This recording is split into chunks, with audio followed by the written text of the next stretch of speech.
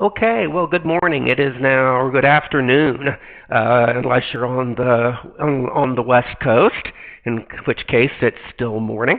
I'm Ron Newland. I'm your instructor for today's session of Bloomerang Academy, where we are going to be talking today about donor cultivation, ambitiously and whimsically subtitled "From First Date to Marriage Proposal."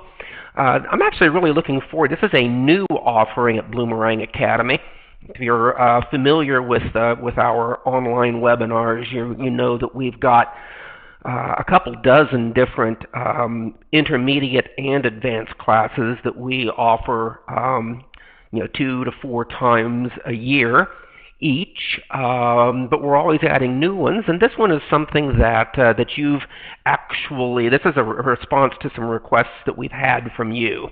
So that's me, your instructor for today. I've been a member of the customer support and customer experience team here at Bloomerang for just about 4 years now. After 35 years in the nonprofit world, much of it on your side of the table as a development director, an executive director, and a consultant. There's my address, ron.newland@bloomerang.co. That is not a misspelling. We are just CO. But again, if you have colleagues that you would like to refer this to, you can also have them sign up at bloomerang.co/academy/advanced classes for Friday's session, or view it later on the web. And if you are one of those people viewing this on the web instead of being live with us on June 12th, you can email me at this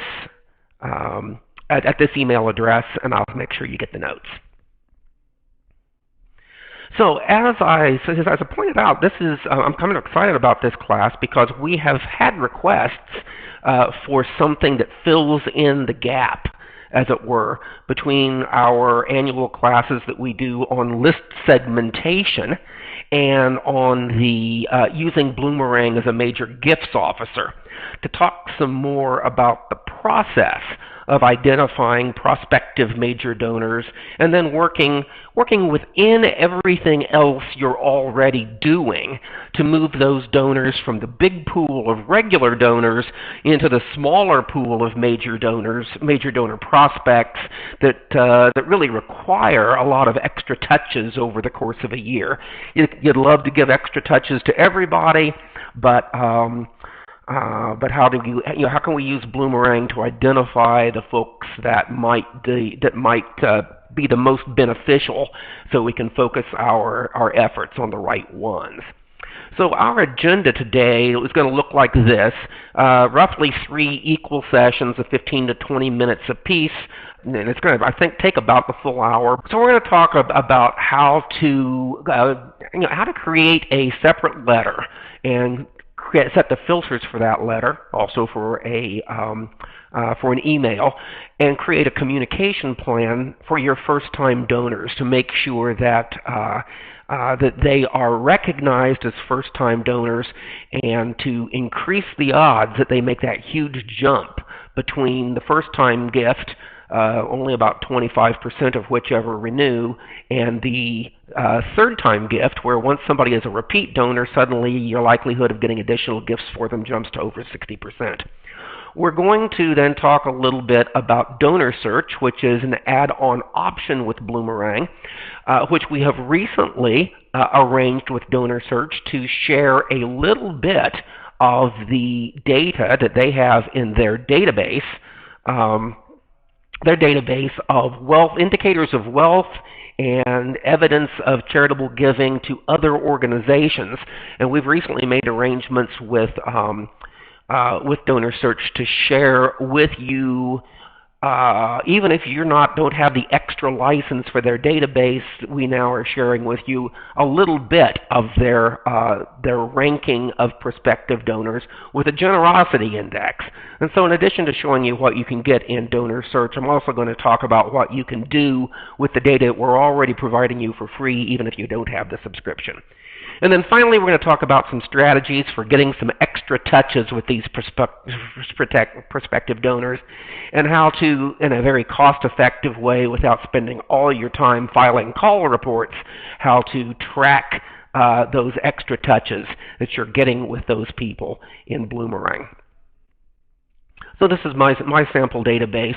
We're going to start out today in talking about improving our odds of turning a first-time donor into a repeat donor. Now, our biggest single mantra here at Bloomerang is the importance of donor retention, and we've got this gauge at the very top of your dashboard that there are whole classes available about how to figure out who these people are and what to do with them.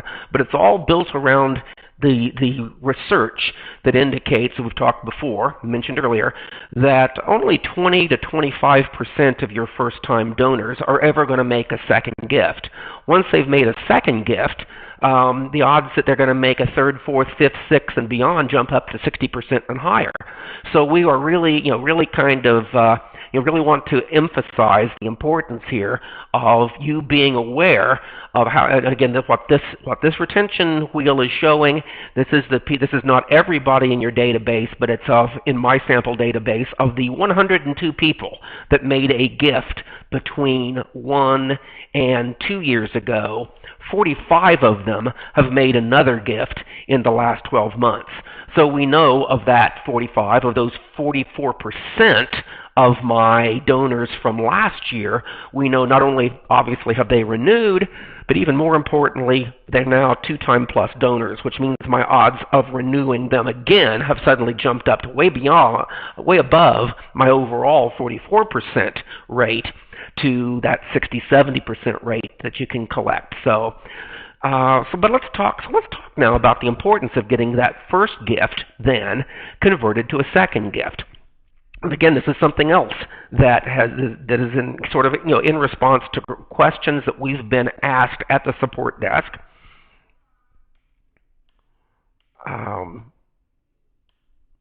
Let's talk about the fact that numerous Bloomerang sessions talk about the importance of having a system in place for a basic acknowledgement letter.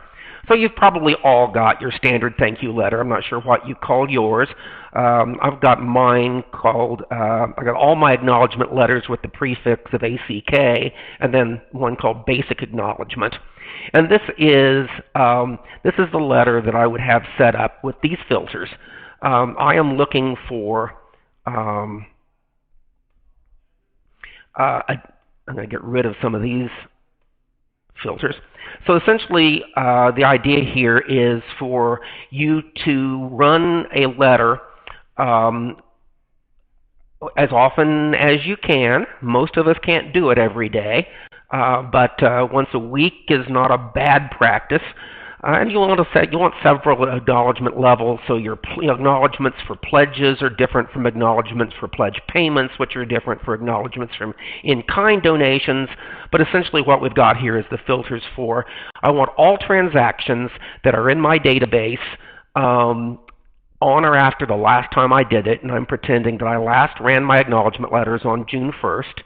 I want only those transactions that have not yet been recognized, have not been acknowledged. So acknowledgement status is no. Where the type is donation. This way, I'm not sending this to pledge payments, and of course, nobody who's sending a pledge payment would be a first-time donor. This is my standard. This is my standard basic letter, and the amount is at least a penny. So I am not sending a letter to in-kind donors that would say thank you for your gift of a penny. And what we'll see here is that I would have 8 transactions in my database since June 1st, since June 1st. Where the type is donation and the acknowledgement status is no. And well, it looks like this is the time of year when all of my donors who were members of the first season cast of Saturday Night Live make their annual gifts. And so I have 8 transactions that would be generated by this letter. However, some of these people may be first-time donors, and some of these people may be repeat donors. And so what I'm going to suggest is that we create a new letter just for first-time donors. And the best way to do that is if you've got certain filters that you like, and we do, you don't necessarily have to start from scratch. So what I did, instead of starting a new one from scratch, is I just made a copy of basic acknowledgement, which you do by going over here and hit copy. And then I've already done this though, I opened that copy and renamed it by going to the Details tab. Instead of ACK Basic Acknowledgement Copy, it's now ACK New Donor Basic Acknowledgement. And then I changed the filters. So I have, and the first step here is, so the first step I needed with this letter was to add a filter for transactions that have a specific constituent, and that constituent appears in a constituent report. So before we finish this, I need to show you how you build that report. Let me open up my reports.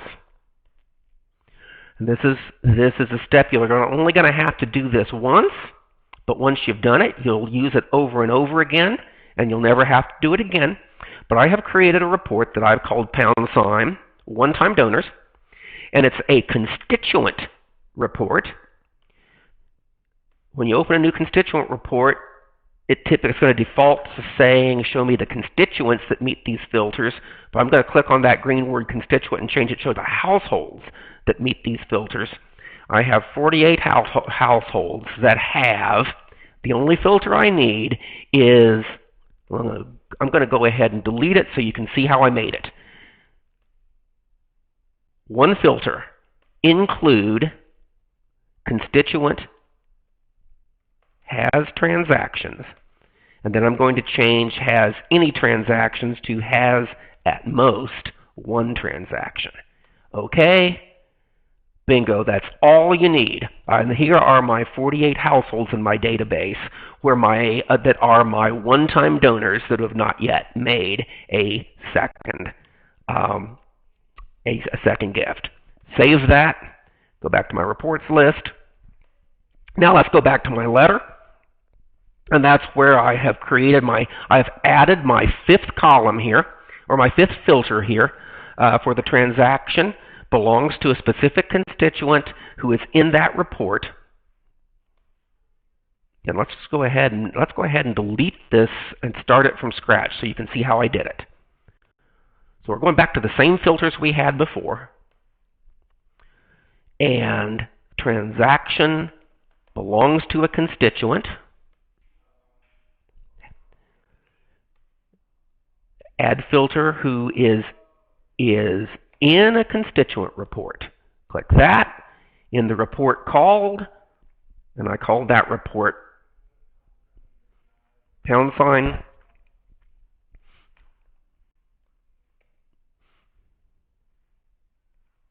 space one-time donors.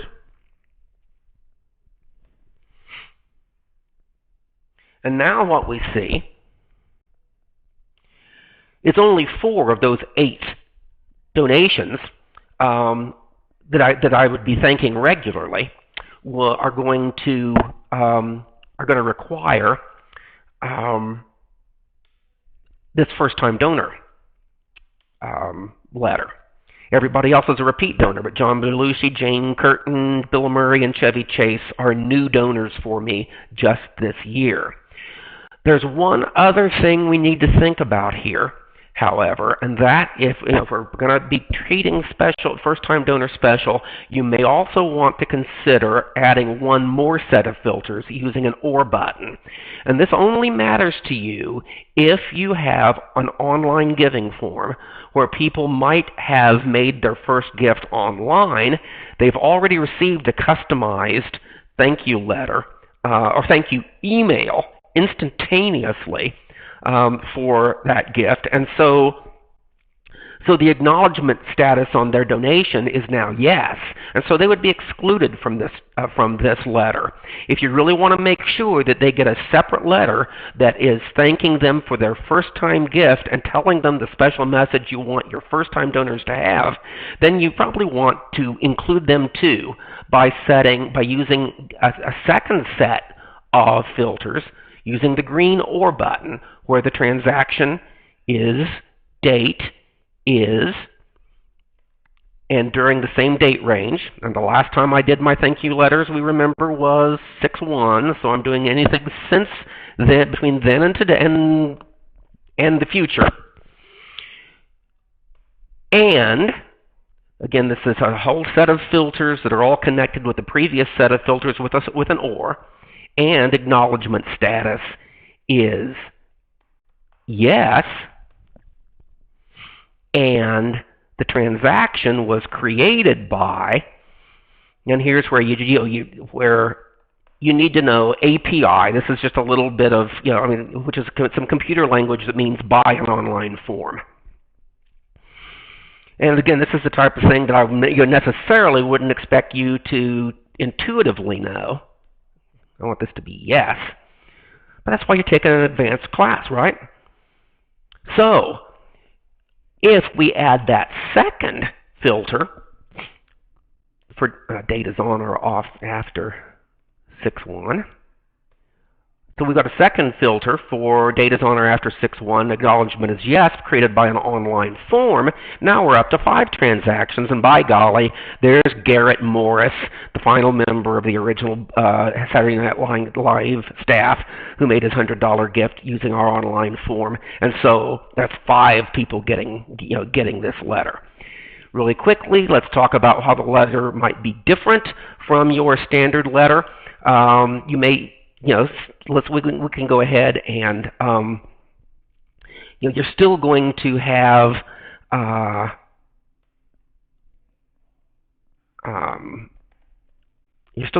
the standard envelope name, city, street, zip as the inside address. You may want. I like to change that dear from a formal name to to their first name.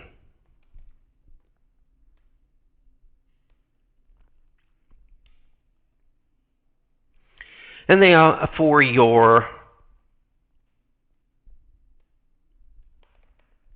first-time gift of amount that you made on date. These things will stay where they, just as they need. I think it's really important here to repeat, and then it says, something like "Welcome to the family of Ron's demo database supporters."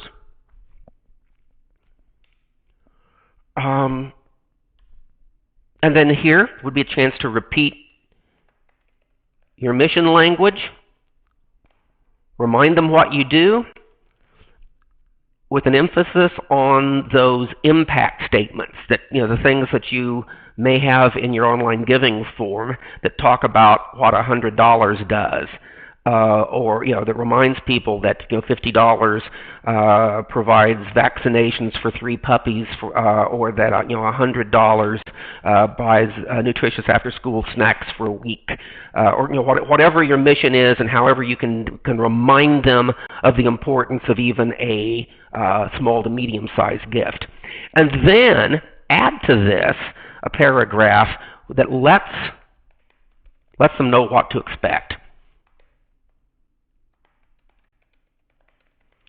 So you may want to say here, here's how we'll be communicating with you. You can expect to get a quarterly newsletter from us and an e-blast in the months between those, as well as invitations by mail to 3 to 4 special events in the course of the year, and our year-end appeal at Christmas time.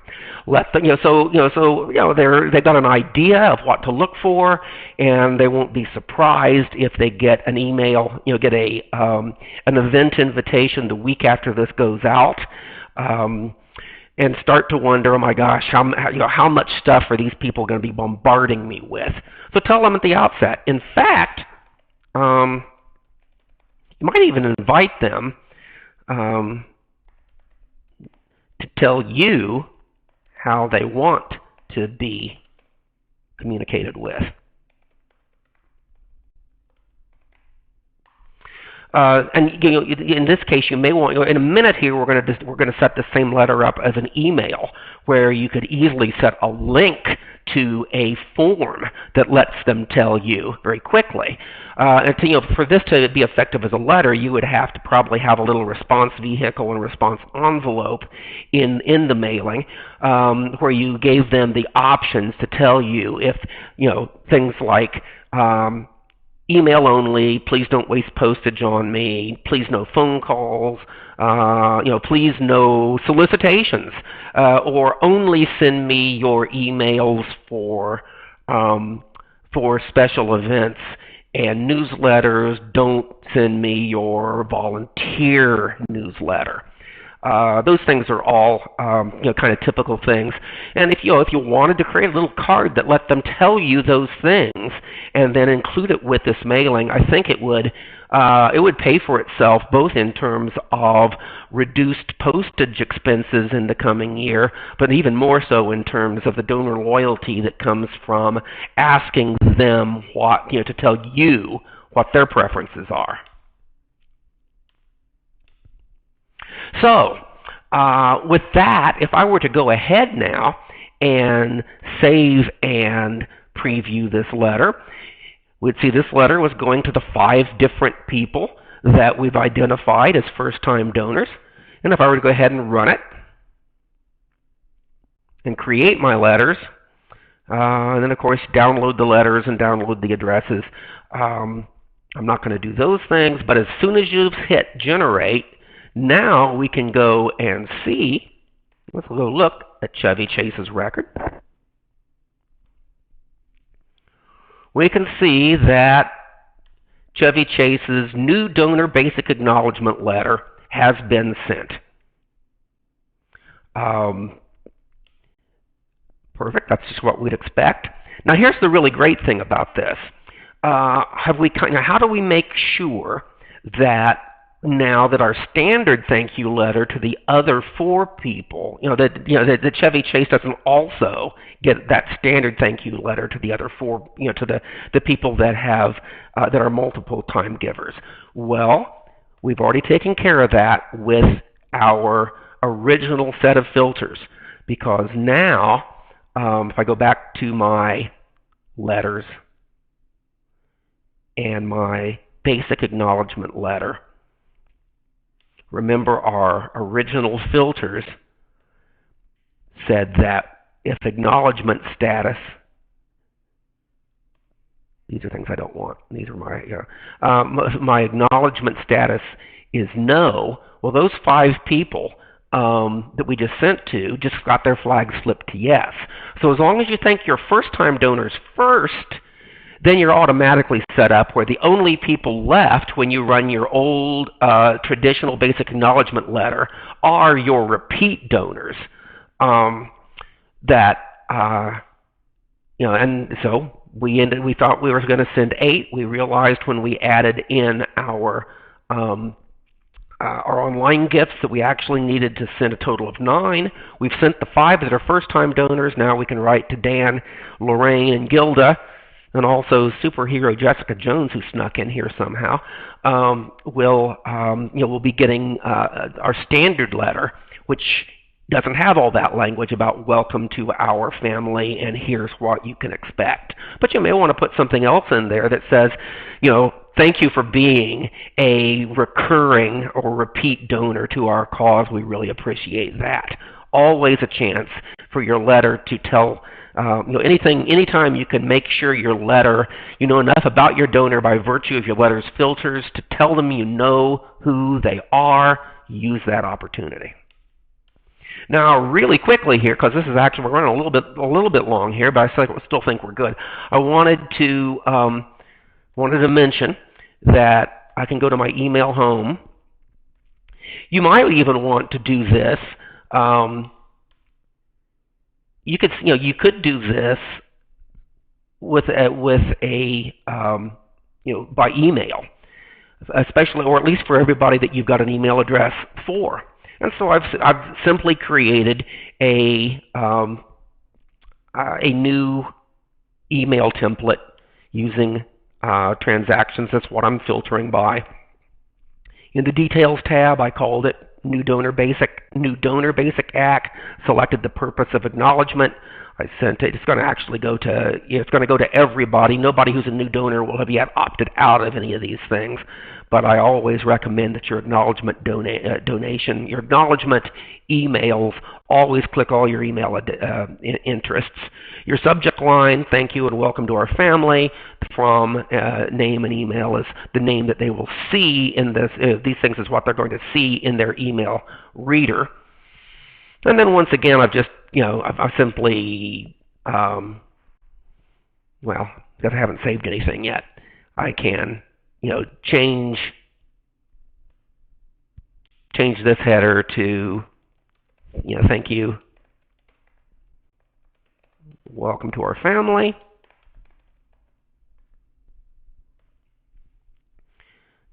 Delete that second block.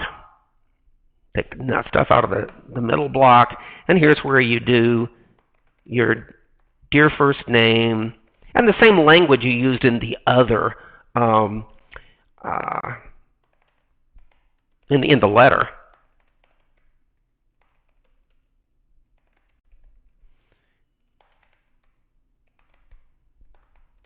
Tell them what to expect. And then you can even say,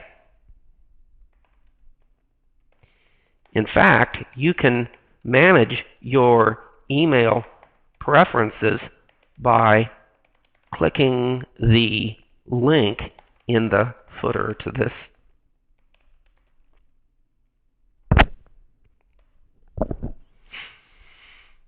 Because the footer of all of our emails say, you give them the opportunity to unsubscribe, which you hope they won't do, but to to tell you which of those, that's where they would be able to tell us that they would like to hear from us about our newsletters and special events, but not their volunteer newsletter, etc. With that done,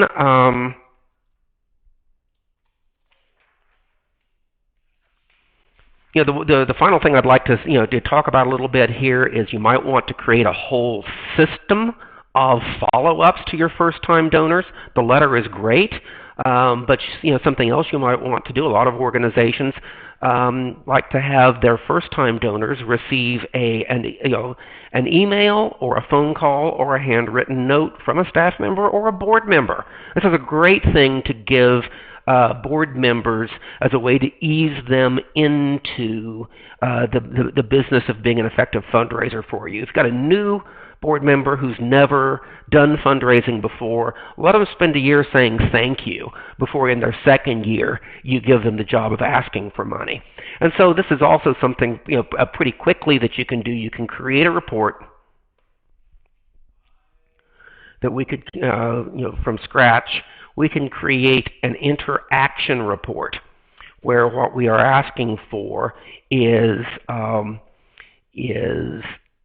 interactions where the subject was the name of that email or that letter. Subject contains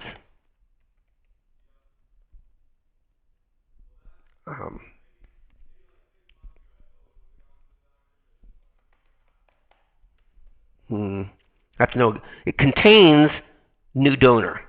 Hopefully that'll get it for us.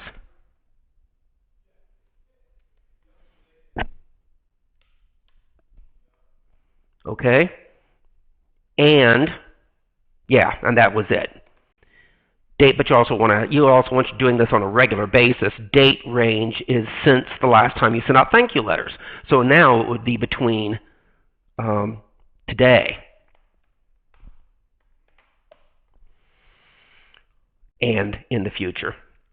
And there are our 5 people who you can provide. We could add columns for interaction belongs to a constituent, who has an address and email, and essentially what you're doing here is you're creating you're creating a report of people that need to have a follow-up, and you can set this up as your filter, even and they even do 2 or 3 different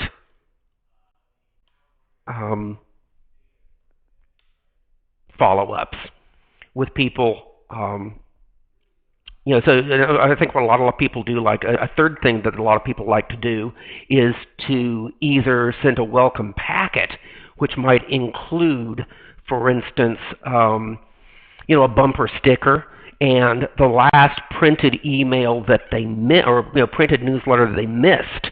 Sort of a background, some background information, and then they're in the database to get the next printed newsletter on their regular schedule. And so you've got those first-time donors now have had 3 touches: their thank you letter that recognizes them as a first-time donor, a call or email or handwritten note from a board member, and a welcome packet, all maybe each of those things a week or so apart to welcome them all. So that's actually the first part of our session here, and we've taken about half of our time already. So let's move along really quickly, and let me talk a little bit about donor search. So I'm going to log into my record here, because a lot of my people in my database aren't real anyway, and you've got to be real to be in donor search. But essentially, you've probably noticed, even if you haven't used it yet, that on everybody's profile page in Bloomerang, right below where we used to have, right below the engagement level score, which you've always had, which is a way of measuring the frequency and quality of people's interactions with you as opposed to their donations to you. We've also added the generosity index, and this is all taken from donor search, which if you don't have donor search, you didn't have this button here until the last month or so when we added it for everybody. Now, if you don't have donor search and you click on view in donor search, you're going to get instructions on how to sign up for donor search. Donor search is a separate database. It's an add-on service that you can buy. Well, you can go directly to them and buy access to it, or you can buy it through us. Our sense is that the discount that we get for it and pass on to you probably makes us the best way to go about donor search. But if you've got donor search, I'm going to show you what it gives you as a way of explaining what we're providing to you anyway, which is the generosity index, which just like our engagement level, donor search is going to rate people as cold through on fire, based on publicly available information that are markers of their wealth and of their charitable giving. Now, if you do have donor search, or if you did have donor search, you would be able to find that for the vast majority of people in your database for whom you have a real email address, they've probably given in enough other places that they are in the donor search database. And what donor search is going to show you about them is they're going to provide a target ask based on giving, based on what they can see as the largest gift they've made this person has made somewhere else, and a target ask based on wealth, which is based on what they can tell about publicly available information, like their assessed value of their real estate and how many shares of stocks they hold in companies where they're required by the SEC to reveal that information. This is a rough estimate based on what they might think may be about 2% of their wealth times a 5-year pledge. So essentially, Donor Search knows about me. This is actually kind of interesting here. I've recently moved. I have downsized and bought what will eventually be my retirement home. So my address is no longer showing the 3,600 square foot house that I'm now selling. So you're no longer seeing that the equity in that house showing up as the value of my real estate, which would be one of the reasons that they see me as being a prospect for a gift this size. Down here, the DS rating, everything here has a little question mark that shows what they're saying. I'm a DS 1-4, which corresponds to cool. But that is an accurate assessment of who I am because I do not have real estate holdings of over $500,000, but I do have proven gifts of over $500. I don't think they consider me an executive in Bloomerang, but that would be another reason that I would be in DS 1-4. And I'm not DS 1-3 because I don't have the $1 million property holdings. So, as we look further down here, this is you'll see there's two columns here. They're highly confident that this charitable giving is me. It's possible that this charitable giving is me. They're highly confident that this Federal Election Commission giving is me, and I'll tell you the truth, they're wrong. So you got to check for sure. They have no evidence that of what stock I own. This typically is only going to be available if somebody is an officer or a board member of a publicly traded stock.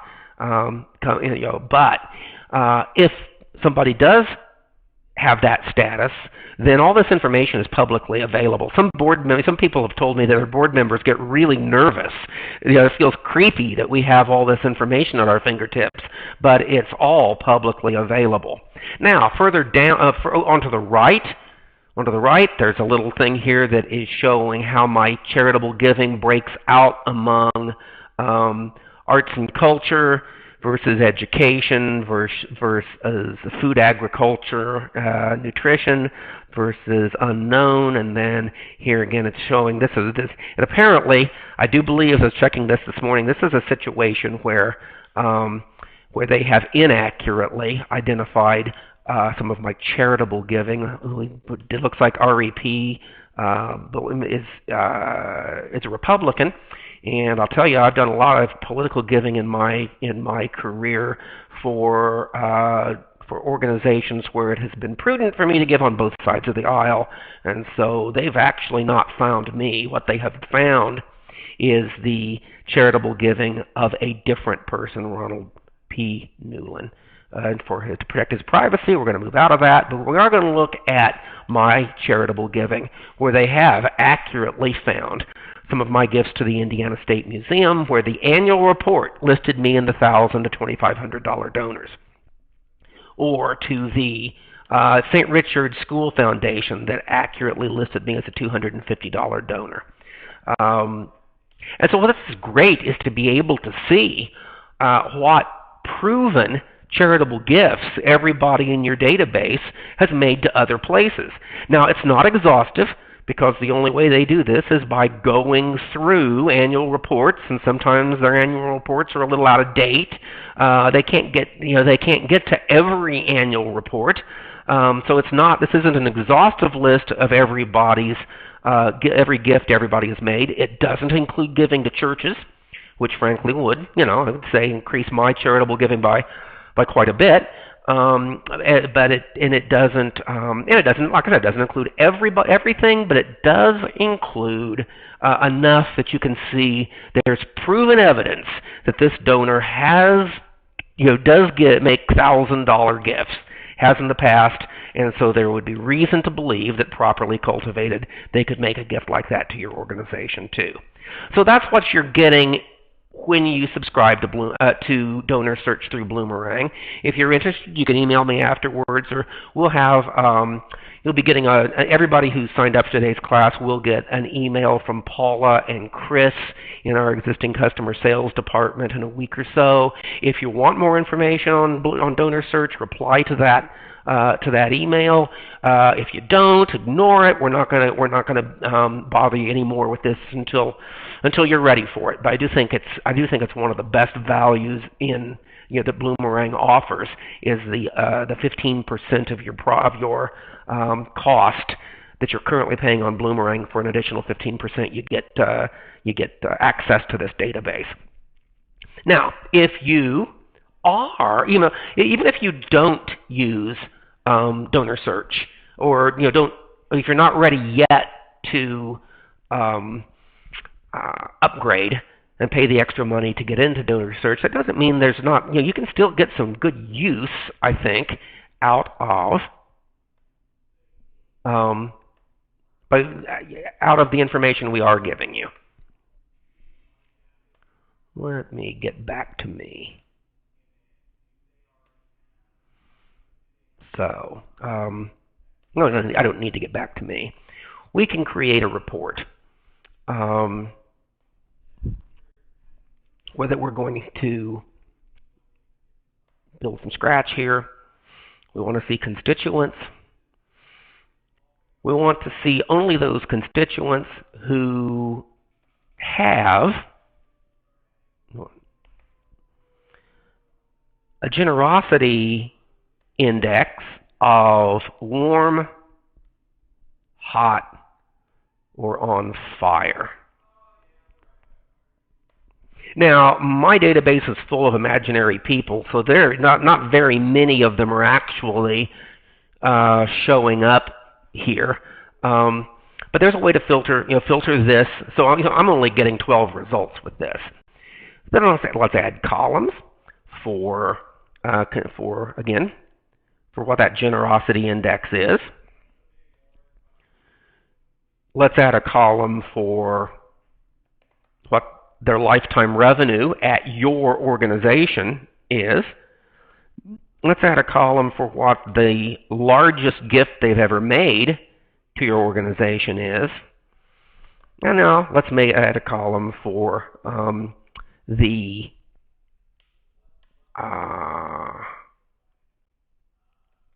latest transaction date is. How recently have they given to you?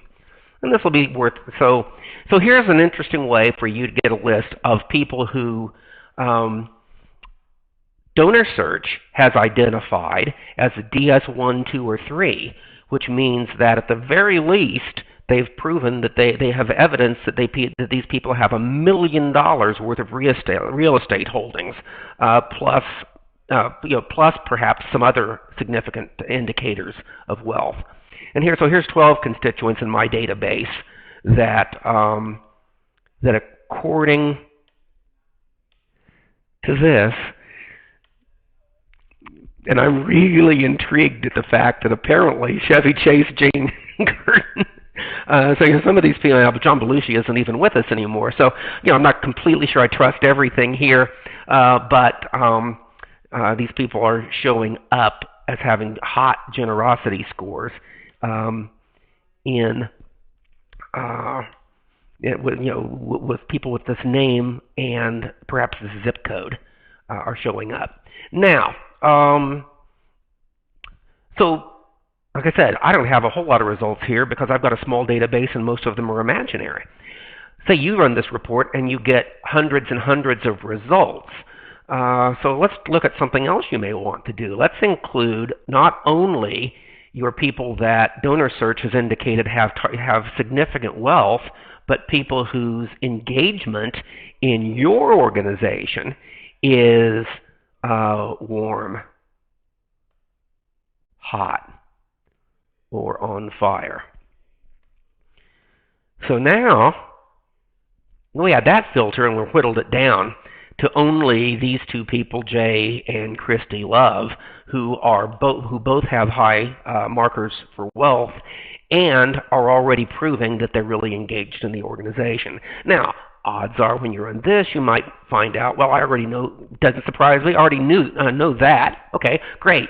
If you've got somebody new on this list that you don't recognize, then you're ready to go. You need to get lunch with this person and get them onto your portfolio of major gift prospects. But here's another way to use this. Instead of looking for the people on here whose engagement level in your organization is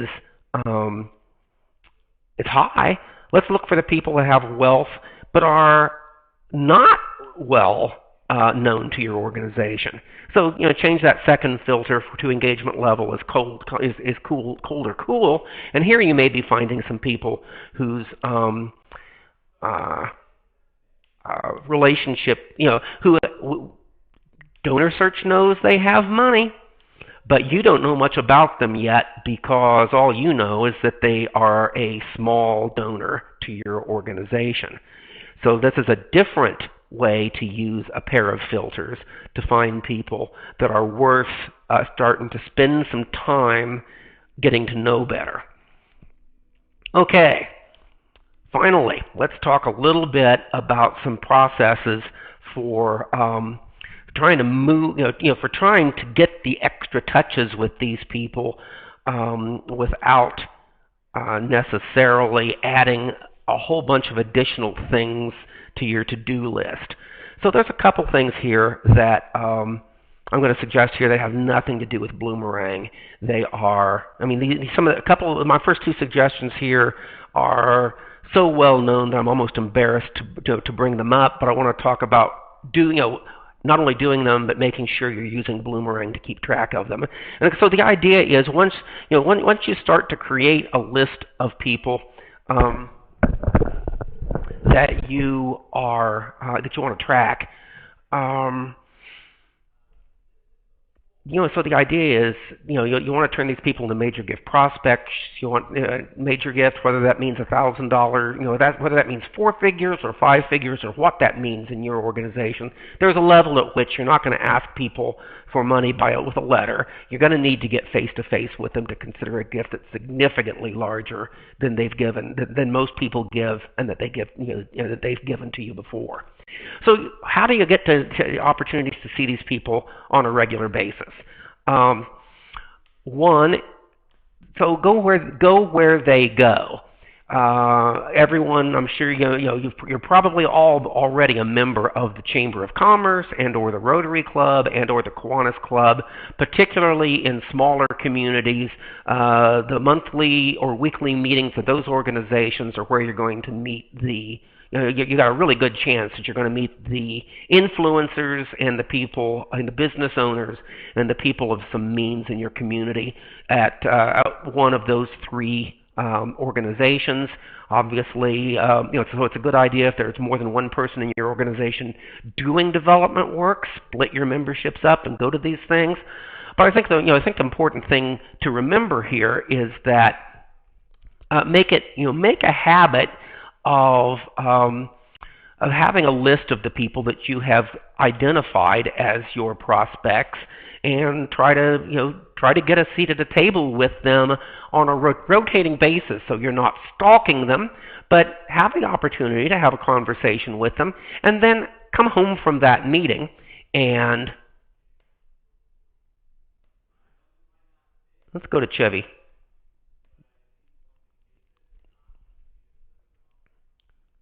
And create a new interaction with them.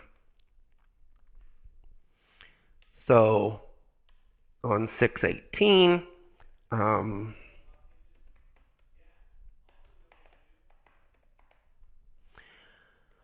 purpose here is probably you could be other, or and you don't have to. If you have a chance to sit with somebody and business never comes up, you don't necessarily need to do this.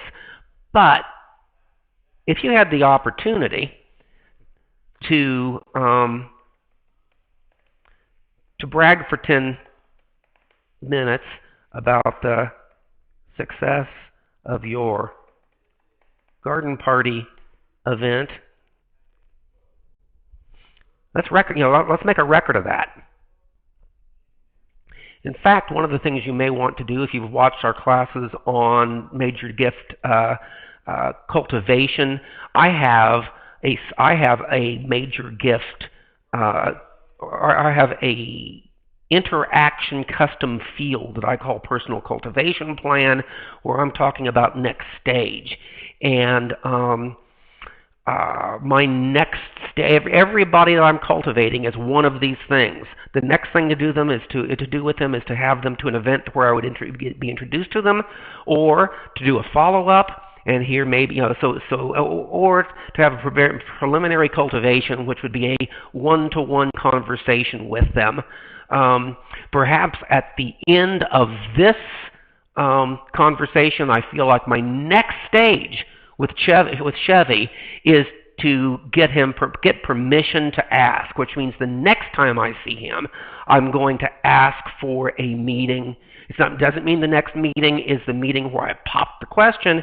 It means the next meeting is the one where my goal for the meeting is to say, Chevy, next time we're together, can I make an appointment to come to your office and tell you about our capital campaign and talk about a possible gift? So that might be now my next stage with him as a result of the fact that I got the opportunity to have a 10-minute conversation with him at Rotary. Easy enough. The next thing I wanted to talk about, again, this isn't a huge idea, but it's not an original idea from Bloomerang. In fact, I do think it came from one of our customers as well. But if your community has another organization that has the type of special event, also. I'll throw this in as a twofer. Different people in your organization should make the types of contributions that get you on the VIP list to one or two other organizations, and go to those other organizations' donor events and just get the chance to circulate with their donors. Again, that's not news. That's not an original idea, but this is where you plug those things in, into your plan of the things that you're all, the things you're already doing that give you a chance to get in front of these people 3 or 4 times in between your own scheduled cultivation with them. But here's the really big one. So if you've got a ballet or a symphony or a community theater or a minor league baseball team in your community, look for a way to exchange corporate sponsorships with them. Offer them the type of corporate sponsor recognition that you would give to a business that gave you X $1,000s a year in exchange for season tickets to their performances or their games. And use those tickets to take your prospects to a baseball game or to the theater. And you circulate them among your staff, circulate them among your board members, but get 4 tickets and use them as cultivation events where you're not talking business beyond what comes up in the normal type of tone of conversation, but it gives you the opportunity to at the end, when you mark that new interaction and you record the interaction, you may get the chance to change that next stage from preliminary from follow-up to preliminary cultivation, from preliminary cultivation to permission to ask. You may even get permission to ask at this event. This is the event after which you don't talk business for 3 hours. You just enjoy each other's company and the game or the program, and at the end of the evening, you say, this is where you get permission to ask, and you say, so, really enjoyed the time tonight. Could we get together for lunch in the next couple of weeks and talk about your gift to our annual campaign this year? And then your next of it with them is solicitation. So the last thing I want to show today then is a little trick here for so you've got a group of people now that you're trying to treat in this way. I like the idea that you might want to have a I have created in fact within my custom constituent fields, I have created, most of you have something you might call attributes, you might call donor category, but essentially this is a way of listing the different ways that people have relationships with your organization. And they could have several, they could be a board member and an alumni, or they could be a grandparent and a former parent. But I've got major gift prospect with my initials behind them. And you, in fact, may want to have people who are major gift prospects for you and for your top 2 colleagues and for the 5 members of your board development committee. Within my database, it is easy for me to have a basic report that I call Ron's Major Gift Prospects. For attributes, it's Major Gift Prospect JRN. And this is a report that I use all the time when I do my major gifts class. Those of you who have seen it know that I have been cultivating for a couple of years now a list of 13 friends of Patti Smith, who were all members of the early 70s New York punk rock and artistic avant-garde. And I've just got them all in a report that I can download anytime I want. And then after I have saved and exported to Excel, I can, let's go ahead and take a look at what I got here. I can delete the things in that report that I don't necessarily need, like their address and things like that. And I can, delete everybody but their name and their account number, but add columns for the things that make this an interaction import, which is the date of the interaction, the subject of the interaction, the channel and the purpose, and then optional, you can also add notes, and you can add, if you have something like my next stage, you can go through. So what I've done here is I've got an event tonight where I've invited all of my major gift prospects to attend a reception after the William S. Burroughs lecture. Is it perfect? One more key piece of advice here: don't add something to. You don't necessarily have to add something to your calendar. I've done this. I've done a lot of work over the years with public libraries that have friends groups and or public library foundations. Libraries are constantly bringing in authors for lectures, readings, book signing events. And of course, libraries it's deep in their DNA that they should give everything away for free. But there's nothing wrong with having a donor base that you also offer the opportunity to have a cocktail party before or after the public program. And that's a perfect example of something you're already doing. You've already scheduled William S. Burroughs. You already did the press release. He's already come into town. You've already got somebody picking up at the airport. Let's, talk to him early in the process about coming an hour early or staying an hour late to have cocktails with your top donors and your major prospects. And then rather than going in and creating a separate new interaction for each of these people, just use this report. You can copy and paste, Control copy, Control V, copy and paste the date, subject, channel, and purpose, and then make notes the next morning of what you learned about those people.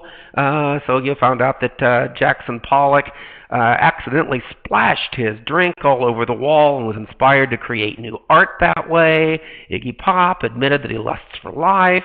Holly Woodlawn came from Miami, FLA, hitchhiked her way across the USA, etc., etc.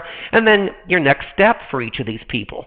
You now, after having had the conversation with them you had at this event, some of them maybe this was your first engagement with them. So the next stage is simply a follow-up phone call where you say, "What did you think?" And the next step for some of these people is permission to ask, or the solicitation, or in some cases, what Ben Avon calls bless and release. This is the point at which you've asked for permission to ask, and they said, "I'm really not interested in having another meeting." And at that point, make a record that you had this relationship with them, and set them aside until a year or two from now, when somebody else that has a different relationship with them can maybe pick it up again. And so once you've done all this, you can save this as a comma delimited CSV file. You can go back to Bloomerang.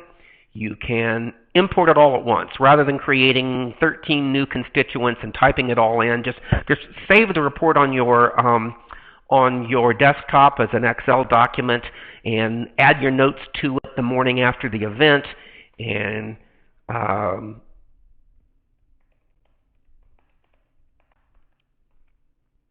then we're going to create an import where we're importing interactions. These people are all individuals. I'm going to upload my file.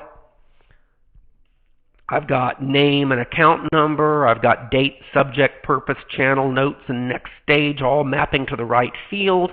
I can see over here, the preview. Yeah, this is all what I expect to see. I go to next. I am not creating any new constituents. I am adding 13 interactions to 13 constituents.